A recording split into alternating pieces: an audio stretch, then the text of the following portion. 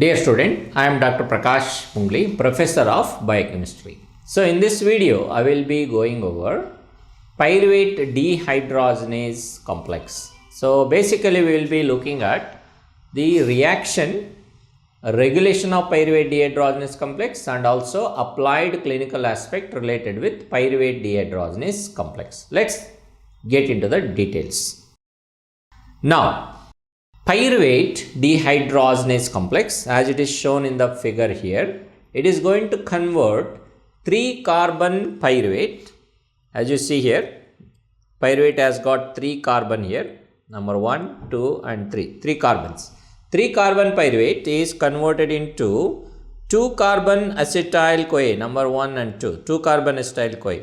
So basically 3 carbon is converted to 2 carbon molecule. So that means one of the carbon is released as carbon dioxide. It's a decarboxylation reaction. And also pyruvate, while it is undergoing decarboxylation into acetyl-CoA, it's an oxidation also. Pyruvate is oxidized into acetyl-CoA along with the decarboxylation. So when pyruvate is oxidized into acetyl-CoA, at that time NAD plus is reduced into NADH plus H plus molecule.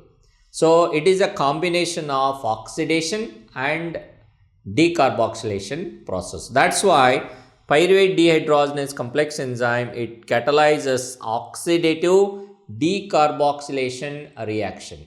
And this particular reaction is going on in the matrix of mitochondria. That means pyruvate, which is coming from glycolysis, you have seen that in the glycolysis pathway, glucose is converted into 2-pyruvate in the cytoplasm. Those 2 pyruvates need to get down into the matrix of mitochondria to undergo pyruvate decarboxylation, pyruvate dehydrogenase reaction, where pyruvate is converted to acetyl-CoA to give carbon dioxide and NADH plus molecule. Okay, so it's a mitochondrial reaction.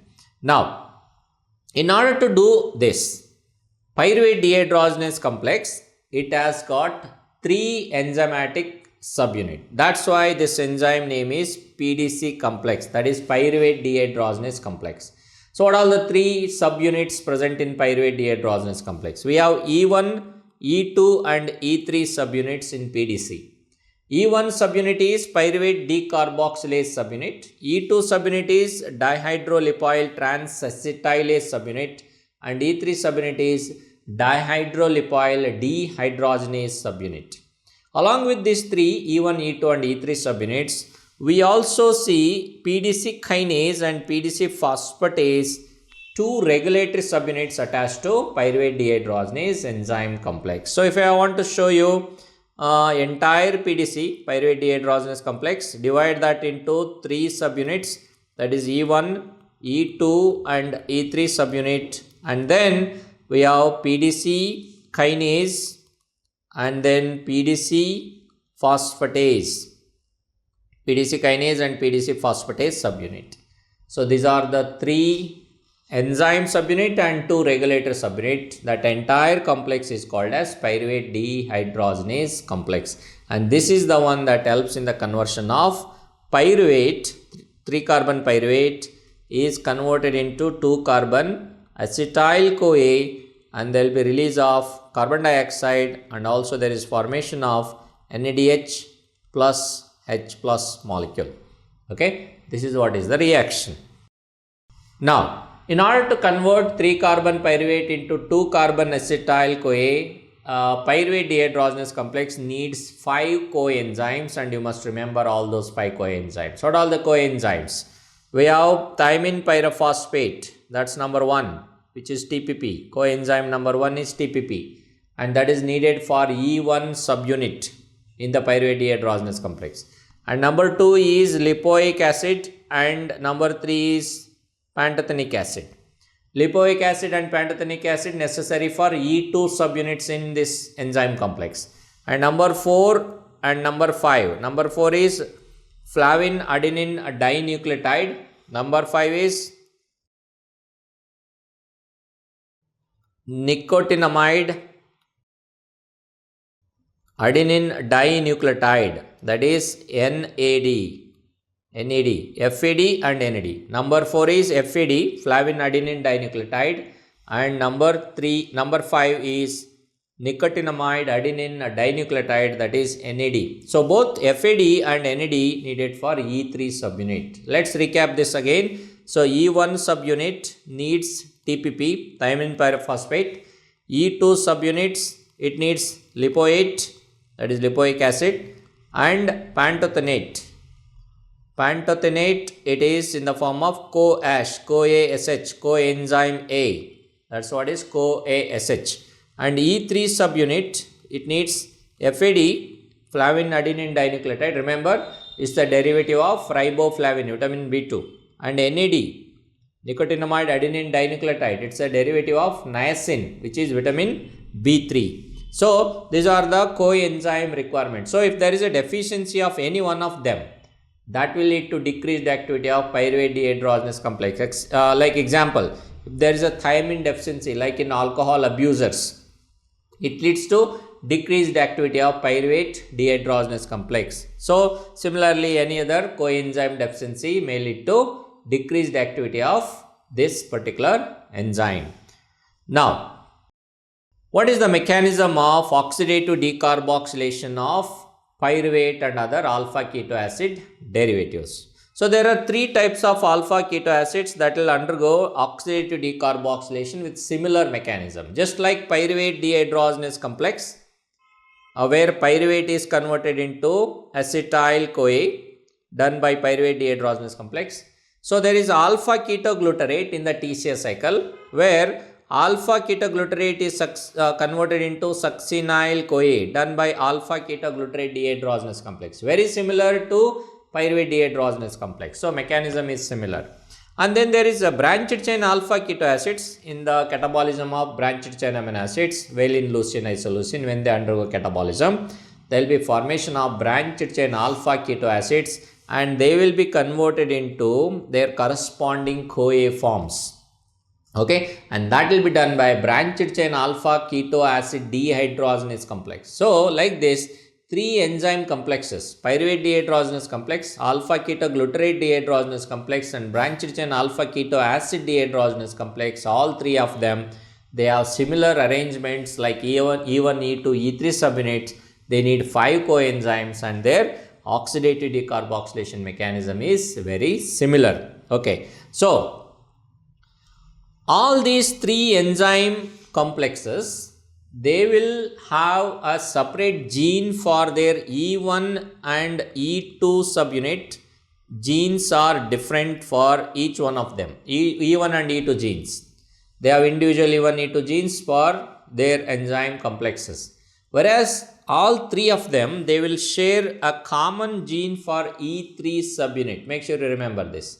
Okay, that means E3 subunit of all these 3 enzyme complexes, it is coming from a single gene. That means if there is a mutation in that E3 subunit gene, simultaneously it's going to affect all these 3 enzymes, leading to elevation of pyruvate, alpha ketoglutarate and branched chain alpha keto acids simultaneously, and that may lead to metabolic acidosis, and got to remember that point there. Okay, so this figure is helping you to understand the general mechanism of oxidative decarboxylation by these 3 enzymes. So we have E1 subunit, E2 subunit and E3 subunit. In the E1 subunit, which is pyruvate decarboxylase subunit, or alpha keto acid decarboxylase here, in fact, because we are looking at all these 3 keto acids. So there is a decarboxylation process, and also there is a need of TPP, thiamine pyrophosphate, a E1 subunit. So decarboxylation and necessary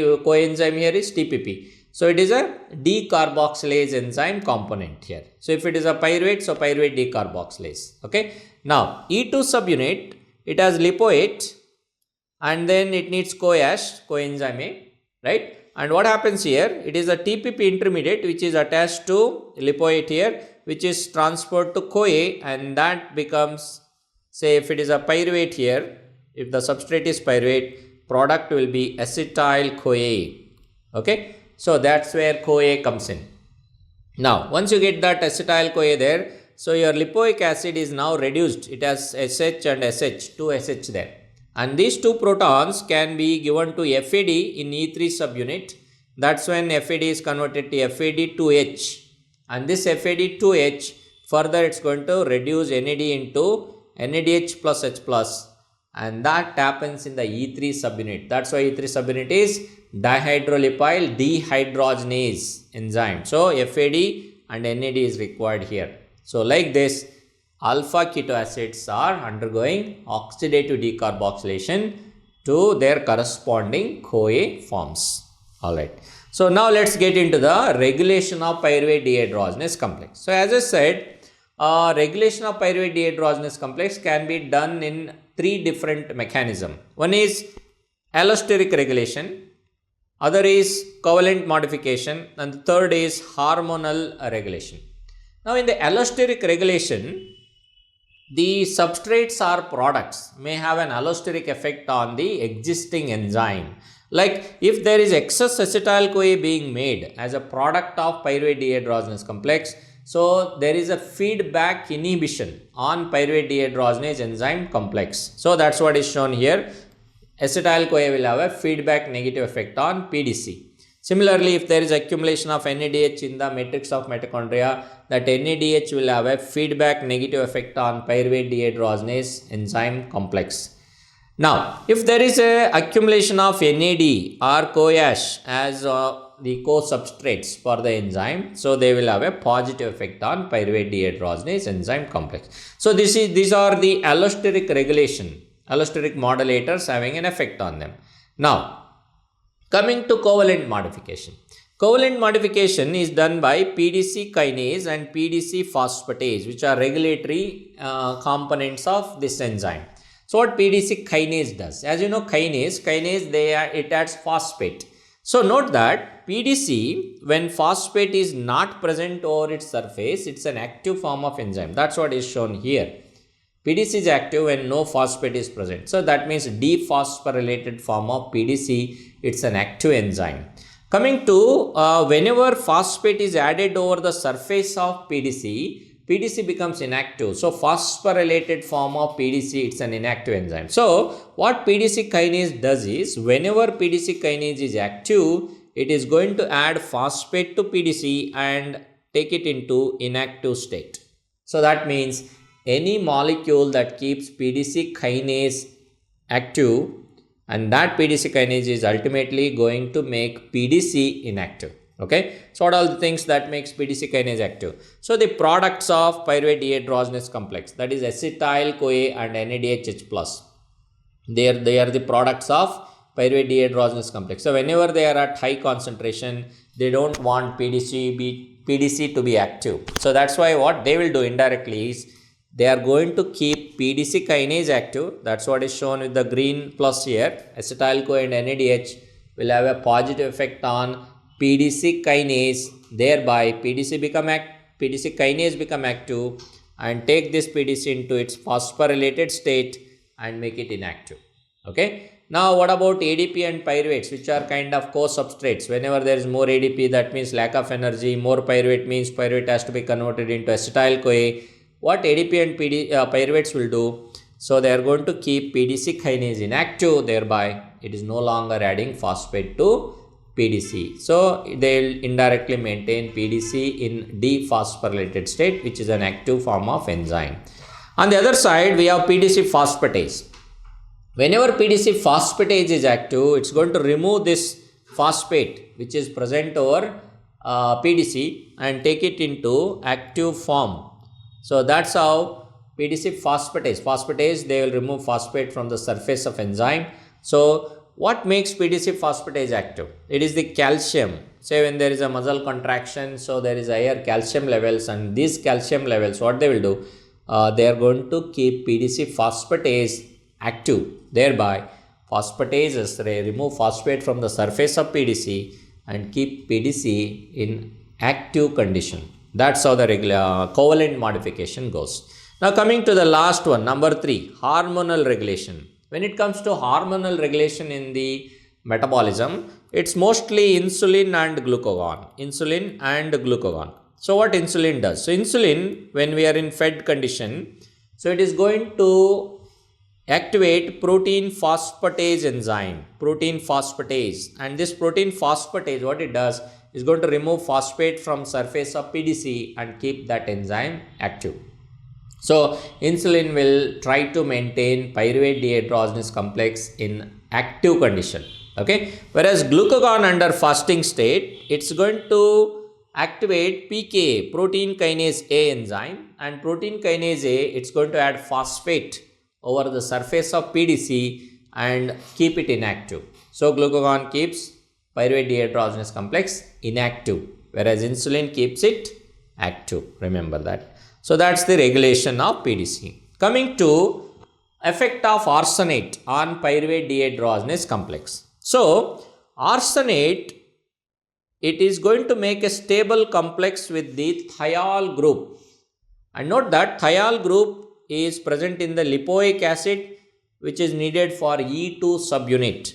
So as we have seen, lipoic acid has two SH groups, okay, in E2 subunit. So arsenate is going to go and bind to this lipoic acid and make them unavailable for pyruvate dehydrogenase enzyme complex, alpha-ketoglutarate enzyme complex, branched chain alpha-keto acid dehydrogenase complex. All these three complex enzymes can be down in the presence of arsenate. So when it comes to pyruvate dehydrogenase complex, so when the enzyme is down, so that leads to elevation of pyruvate initially, and this pyruvate, which is not converted into acetyl-CoA, pyruvate to acetyl-CoA, is down here. That means this pyruvate is converted, taken into lactate formation. So there will be increase in lactate formation here. Okay, so that leads to lactic acidosis. So pyruvate dehydrogenase enzyme complex, when it is inhibited, you expect there is elevation of lactate because pyruvate is diverted into lactate formation. So arsenate toxicity may lead to lactic acidosis here. Okay, and also along with lactate, there can be increase in other alpha-keto acids like alpha-ketoglutarate, branched chain alpha-keto acids, all of them can be elevated here. So that's the arsenate effect on pyruvate dehydrogenase complex. Now one of the congenital disorder that can be associated with pyruvate dehydrogenase enzyme complex is the congenital lactic acidosis. It's an X-linked dominant condition, mostly because of mutation in a gene that is coding for E1 subunit of pyruvate dehydrogenase enzyme complex. Remember, we have three enzymes that have got E1, E2, E3 subunits. So only E1 subunit of pyruvate dehydrogenase enzyme complex leads to X-linked dominant congenital lactic acidosis. So decrease in the oxidation of pyruvate into acetyl-CoA is seen in this disease. So neurons are very sensitive to acidity, lack of energy. So that leads to neurodegeneration, muscle spasticity, and early death in these patients. So this is how pyruvate is converted into acetyl-CoA done by pyruvate dehydrogenase enzyme complex. Thank you.